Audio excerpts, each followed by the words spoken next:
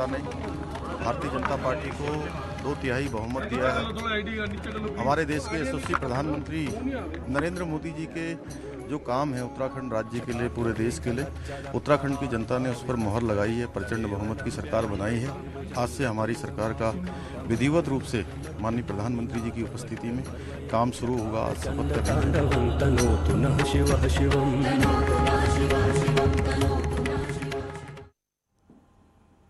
नमस्कार, न्यूज 18 देख रहे हैं आप। मैं हूं आपके साथ आरजू साईं। तो देहरादून से बड़ी खबर आ रही है। शपथ ग्रहण से पहले मंदिरों गुरुद्वारों में बीजेपी नेता पूजा और अरदास करने पहुंच रहे हैं। प्रदेश की खुशहाली के लिए पूजा पाठ हो रहा है। सीएम पुष्कर सिंह धामी देहरादून के टपकेश्वर मंदिर पहुंचे, जहां वो शपथ लेने से पहले पहुंचे और पूजा अर्चना वहां पर उन्होंने की। पूरे विधि विधान के साथ पुष्कर सिंह धामी ने यहां पर पूजा अर्चना की।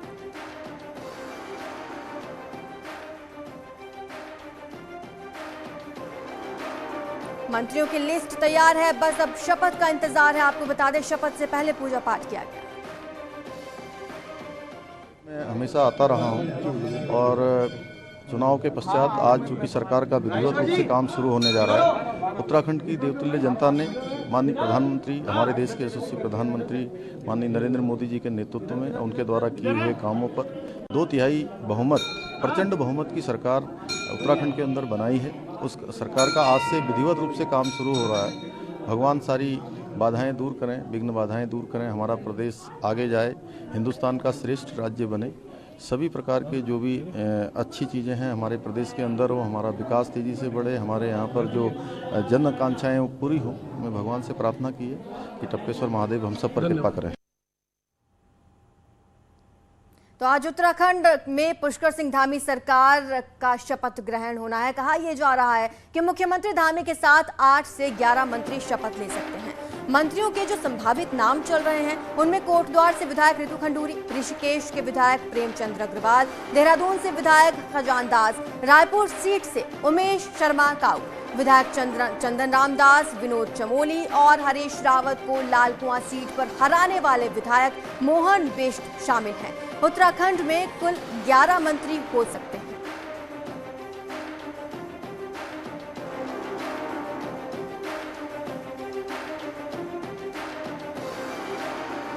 है इसका निर्णय अभी हमारे केंद्रीय नेतृत्व करेगा और वो करके जब भी हमें सूचना देगा वो आपको मंच पर भी दिखाई देगा। पहले कैबिनेट थे सारे के सारे, अभी राज्य मंत्री बनाने की बात होगी तो ऐसा भी कोई निर्णय हुआ नहीं है। ये सस्पेंसी है, इसका निर्णय अभी हमारे केंद्रीय। तो उधर परेड ग्राउंड में हलचल तेज हो गई। हमारे संवाददाता ने मौके का जायजा लिया, देखिए। शपथ ग्रहण समारोह इस भव्य ग्राउंड यानी इस ऐतिहासिक परेड ग्राउंड में होने जा रहा है, जिसके लिए कुछ भव्य तरीके से तैयारियां भी की गई हैं। प्रधानमंत्री नरेंद्र मोदी, राजनाथ सिंह और कई राज्यों के मुख्यमंत्री भी इस परेड ग्राउंड में पहुंचकर उत्तराखंड सरकार का जो शपथ ग्रहण समारोह है उसमें शिरकत करेंगे। अगर हम सुरक्षा व्यवस्था की बात करें तो करीब 20,000 पुलिस जवानों के बीच कड़ी निगरानी में ये सुरक्षा व्यवस्था और ये भव्य आयोजन किया जाएगा और आम जनता के लिए भी यहाँ पे उचित व्यवस्था की गई। करीब 20,000 से ऊपर यहाँ पे कुर्सियाँ लगाई गई जो कि आम जनता के लिए हैं और साथ ही करीब 3 एंट्री पॉइंट जो आम जनता के लिए लगाए गए हैं। एक ये हमारे राइट में है, दूसरा थोड़ा आगे है और तीसरा उससे भी आगे, यानी कि उत्तराखंड सरकार का ये जो शपथ ग्रहण समारोह है ये एक भव्य रूप देने के लिए पूर्ण रूप से तैयारियां की गई हैं। कैमरा पर्सन योगेंद्र कुमार के साथ मैं सत्येंद्र बर्तवा, न्यूज 18 देहरादून। तो देहरादून में अलग अलग जगह से हमारे सहयोगी हमारे साथ जुड़ रहे हैं। मेनका हमारे साथ जुड़ रही हैं, सत्येंद्र बर्तवाल रहेंगे, साथ ही अनूप गुप्ता भी हमारे साथ जुड़ रहे हैं। सबसे पहले मेनका आपके पास आना चाहूंगी, आप इस वक्त कहां पर मौजूद हैं, कैसी हलचल वहां पर देखने को मिल रही है?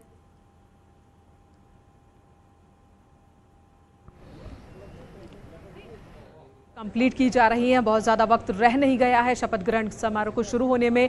2:30 बजे तक तो प्रधानमंत्री आ जाएंगे, उससे पहले मुख्यमंत्री और अलग अलग राज्यों के मुख्यमंत्री आने वाले हैं। तो ऐसे में अब अंतिम रूप दिया जा रहा है। जो कुर्सी चेयर्स हैं वो अपनी अपनी जगह पर लग गई हैं। जहां जिनको बैठना है वो निश्चित हो चुका है कि किस मंच पर किसको विराजमान होना है। सिक्योरिटी के इंतजाम भी पूरे किए गए हैं। आज शपथ ग्रहण का दिन है, बहुत बड़ा दिन है, और आज इस सबसे बड़े दिन पर एक और अलग बात देखने को मिलेगी। जो अभी तक खबर है उसके मुताबिक प्रधानमंत्री नरेंद्र मोदी शपथ ग्रहण के ठीक बाद नए मंत्रियों के साथ इंटरैक्ट कर सकते हैं, बातचीत कर सकते हैं। हालांकि वो बातचीत क्या होगी, दोनों तरफ से होगी या फिर कोई संदेश होगा प्रधानमंत्री की तरफ से नई कैबिनेट को, नए मंत्रियों को, यह देखने वाली बात होगी। यहां पर आम पब्लिक भी मौजूद होगी और कई वीआईपी मेहमान भी मौजूद होंगे।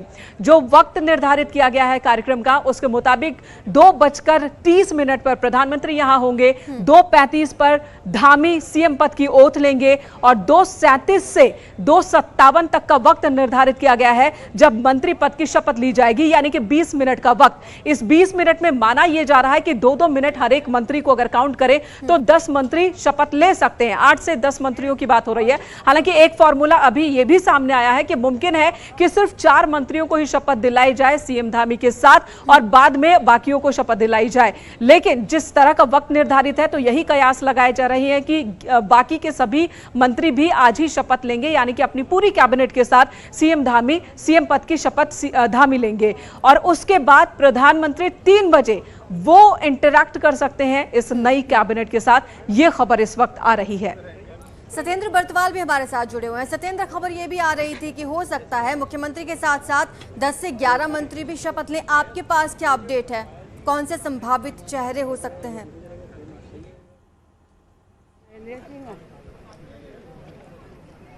बिल्कुल आरजू, क्योंकि अगर हम बात करें आज शपथ ग्रहण समारोह का भव्य रूप देने जा रहे हैं। इसमें प्रधानमंत्री जो यहाँ पहुंचेंगे, मुख्यमंत्री शपथ लेंगे। अभी तक जो सूचनाएं आ रही हैं छन के उनसे ये पता चल रहा है कि 8 से 11 मंत्री जो कि आज इस परेड ग्राउंड में शपथ ले सकते हैं, जिसकी तैयारियां यहाँ पे पूरी की गई है।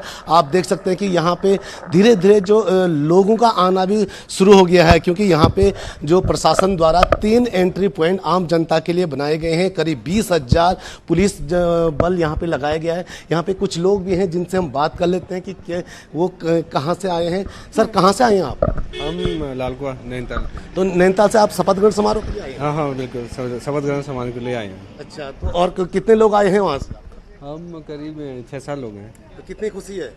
बहुत ज़्यादा खुशी है। हमारे डॉक्टर मोहन सिंह बिष्ट जी, जिन्होंने सीएम कैंडिडेट हरीश राव जी को हराया था, ये भी माना जा रहा है कि वो उनको मंत्री पद भी मिल सकता है। अब ये चीज़ तो हमारे नॉलेज में नहीं है, अब मिले नहीं मिले वो। तो कितनी खुशी होगी अगर उन्हें मंत्री पद मिलता है? ये बहुत खुशी होगी, बहुत ज़्यादा। सत्येंद्र, क्या नाम है आपका? सत्येंद्र जिस तरह से बात कर रहे हैं तो सभी का यही कहना है, लोगों में खासा उत्साह देखने को मिल रहा है। सत्येंद्र के बाद हमारे साथ अनूप गुप्ता भी लगातार बने हुए हैं। अनूप, क्या लोगों को पहुंचना शुरू हुआ? क्योंकि बीजेपी ने कोई भी वर्ग ऐसा नहीं छोड़ा जिसे निमंत्रण ना पहुंचा हो शपथ ग्रहण का।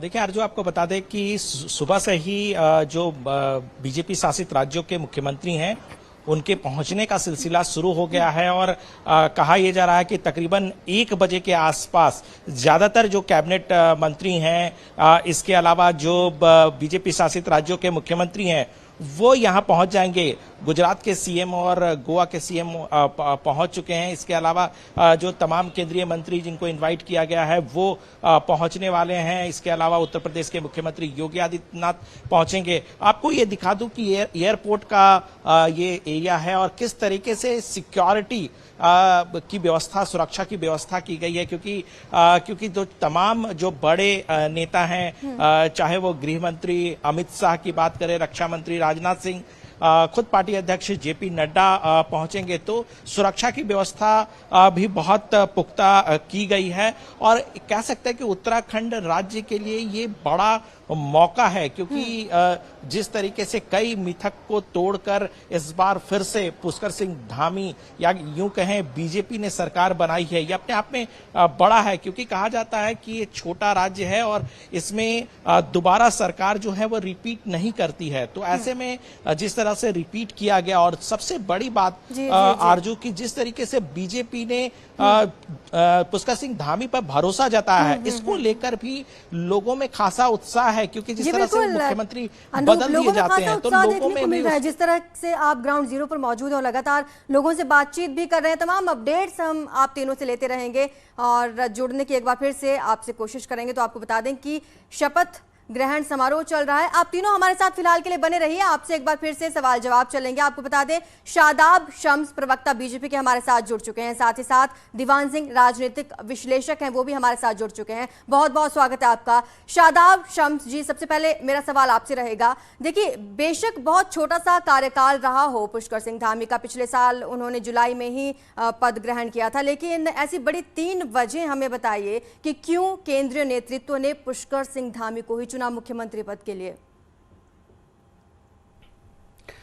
देखिए, मुझे लगता है कि जिस योद्धा की तरह युवा मुख्यमंत्री पुष्कर सिंह धामी ने अब पूरी टीम को साथ जोड़ के ये एहसास कराया कि उत्तराखंड में हम सब एक साथ मिल के आगे बढ़ेंगे। और मैं ये कह सकता हूं कि हमने उनका कार्यकाल को देखा कि जब विपक्ष के नेता विधानसभा की गैलरी में बैठ गए, उन्होंने किस तरह से विपक्ष के नेताओं को भी, विधायकों को गले लगाकर उठाकर कहा आपको बैठने की आवश्यकता नहीं है, कोई बात है तो आओ मेरे कमरे में चल के बैठ के मामले को निपटाते हैं।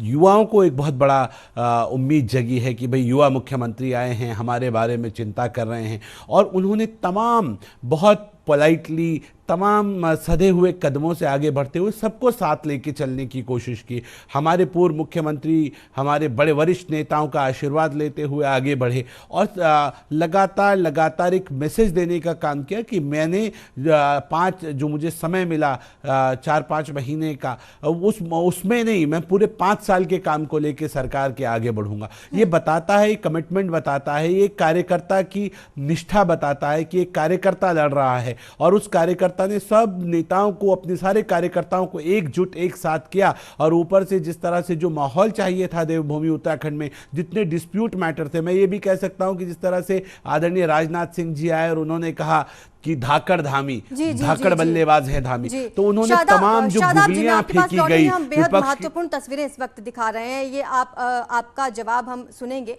लेकिन ये तस्वीरें आप देखिए, यहाँ पर गुरुद्वारा पहुंचे हुए हैं। आपको बता दें कि देहरादून में ही नहीं, पूरे उत्तराखंड में लगातार मंदिरों में और गुरुद्वारा में पहुंच रहे हैं नेता। और आपको बता दें सीएम पुष्कर सिंह धामी भी पहले टपकेश्वर मंदिर पहुंचे, वहां पर उन्होंने पूजा अर्चना की। अब आपको बता दें कि बीजेपी नेता गुरुद्वारा भी पहुंच रहे हैं अरदास करने के लिए।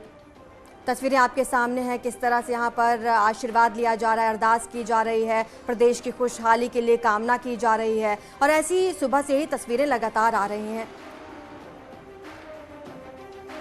तो मुख्यमंत्री पद की शपथ लेने से पहले पुष्कर सिंह धामी लगातार मंदिरों में पहुंच रहे हैं, गुरुद्वारा में पहुंच रहे हैं, पूजा अर्चना की उन्होंने, अब अरदास कर रहे हैं।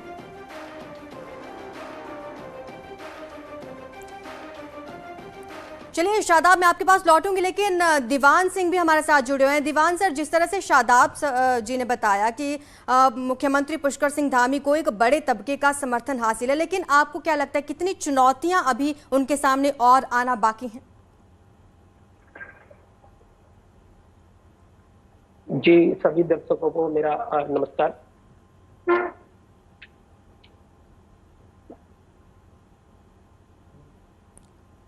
दीवान जी, मेरा सवाल आप तक पहुंचा?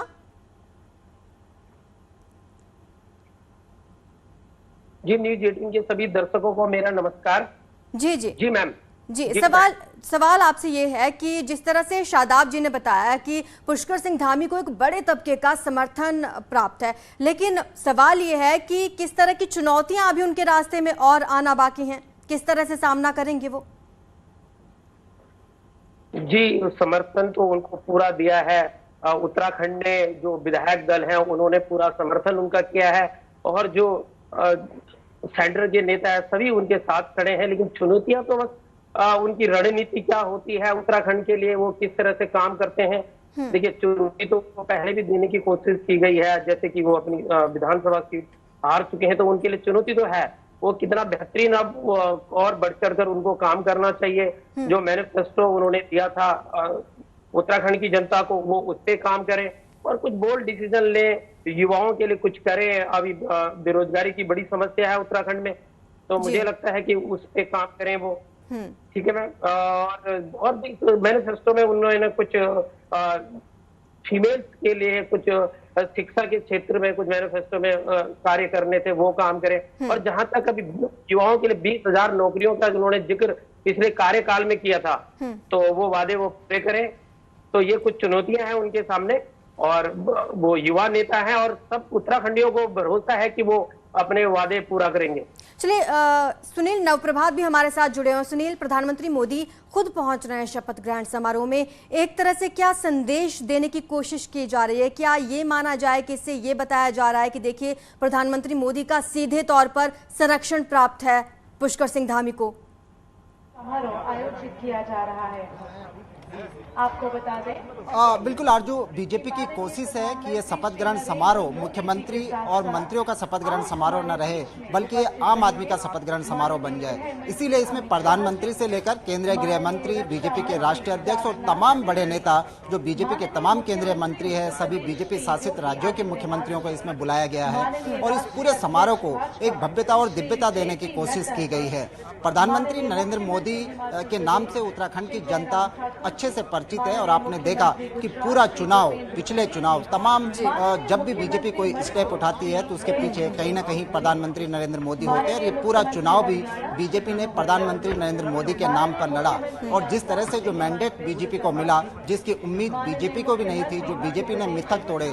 पिछले बुलेटिन में हम बात कर रहे थे तो शिक्षा मंत्री अरविंद पांडे ने मिथक तोड़ा कि दोबारा जीत कर आए। ठीक इसी तरह से बीजेपी की जो गवर्नमेंट है उत्तराखंड में, पहली बार कोई गवर्नमेंट दोबारा से सत्ता में रिपीट हुई, तो इसके पीछे जो बड़ा हाथ है वो बीजेपी के नेता भी मानते हैं कि कहीं न कहीं प्रधानमंत्री नरेंद्र मोदी का मैजिक है। वही नरेंद्र मोदी आज इस मंच पर होंगे। आपसे लेते रहेंगे क्योंकि आप लगातार हमारे साथ बने हुए हैं। बने रहिए हमारे साथ। वक्त हो चला है छोटे से ब्रेक का, जल्द हाजिर होंगे।